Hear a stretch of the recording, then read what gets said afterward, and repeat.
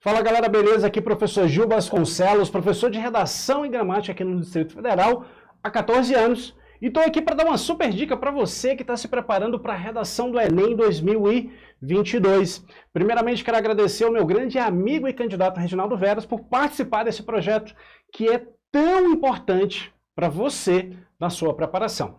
Pessoal, olha só, eu falei para você sobre textos motivadores, eu falei para você sobre assunto e tema, e agora vamos entrar dentro da estrutura em si do nosso texto. Então, olha para a tela aqui, ó. Primeira coisa que você precisa entender é o seguinte, você precisa organizar uma estrutura básica do seu texto para que o corretor ele faça essa análise. Lembrando que o corretor ele só analisa o que está escrito no seu texto. Então, você precisa ter uma noção que o seu texto ele é dividido em períodos. Então, se o seu texto ele é dividido em períodos, é fundamental que você entenda essa lógica aqui, ó. Primeira coisa que você vai fazer no seu texto é apresentar o seu tema. Lembra que eu falei? Olha para mim aqui, ó. Lembra que eu falei lá na aula passada a importância de você identificar o assunto do tema? Então, a importância vem agora. Por quê? Porque quando você vai iniciar o seu texto, professor, eu não sei como iniciar o texto. Sabe sim, eu estou te falando, faz a apresentação do tema, beleza? Só que para você apresentar o tema, você precisa saber a diferença de assunto e tema. Lembra daquela dica lá? Então, volta para a tela aqui, olha só. Fez a apresentação do tema, a segunda coisa que você vai fazer é deixar o seu posicionamento. E o seu posicionamento nós chamamos de tese. Então, a sua tese, que é igual a opinião, tá?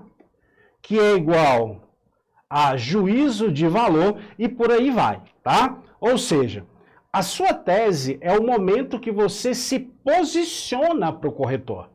Então, você leu o enunciado, entendeu a diferença de assunto e tema, e sobre o tema, você coloca um posicionamento.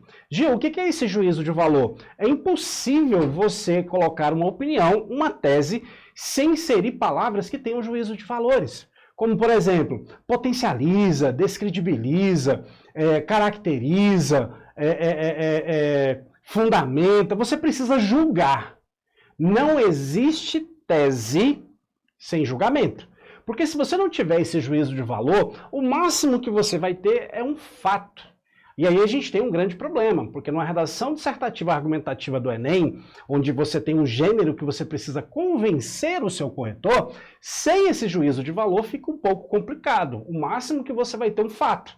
Então, por exemplo, se eu falo assim, ó, o Vasco é o melhor time do mundo.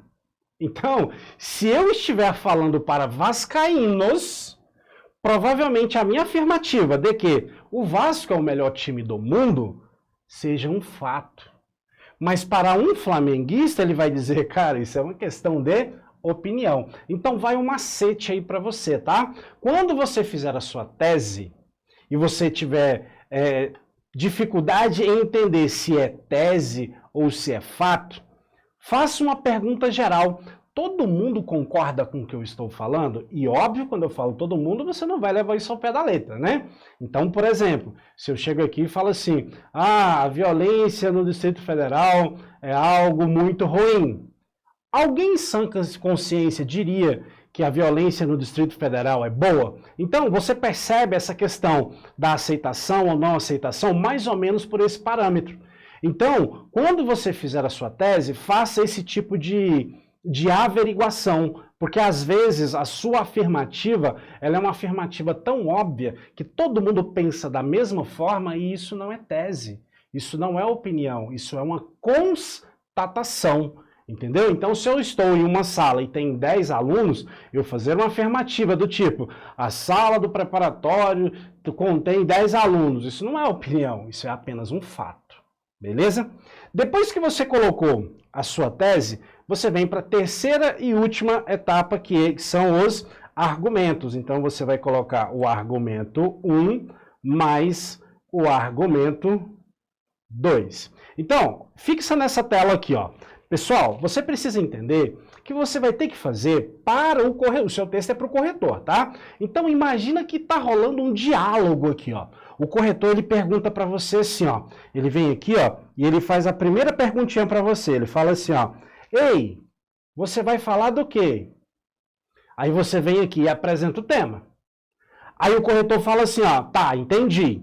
Mas qual é a sua opinião? Tá vendo?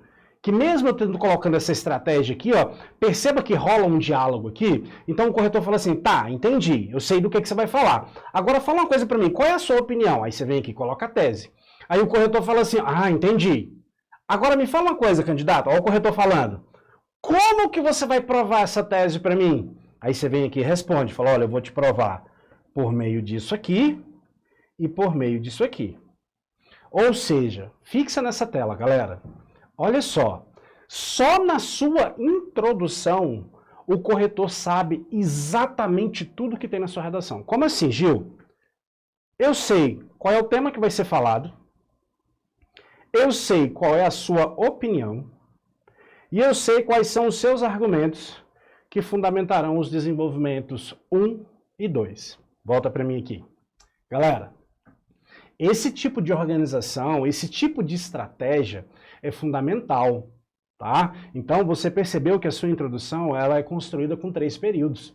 E são 3 períodos que você não fala de mais e você não fala de menos. Você entrega o que precisa ser entregue, tá? Você não tem que ficar falando demais e nem muito menos falando pouco, tá? Isso é um princípio chamado concisão. Você fala tudo com menos palavras possíveis. E lembre-se, 3 períodos apenas, tá? Então assim, galera, claro que a gente teria aqui, ó, volta para essa tela aqui para mim, claro que nós teríamos que trabalhar de forma muito minuciosa todos esses aspectos aqui. Lembra que isso aqui é somente uma dica, tá?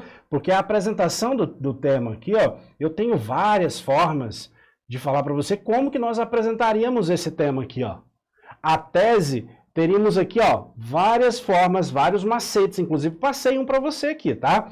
Juízo de valor, entender que é uma opinião, não esquecer que toda tese, geralmente, não há uma concordância mútua, até porque é uma opinião, e a inserção dos argumentos aqui, ó, você trazer um argumento bem objetivo, bem direto. Por quê? Porque introdução não é lugar de você ficar explicando absolutamente nada. Introdução é uma parte para você ser direto para com o corretor.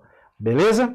Galera, espero que essa dica oriente você na sua escrita.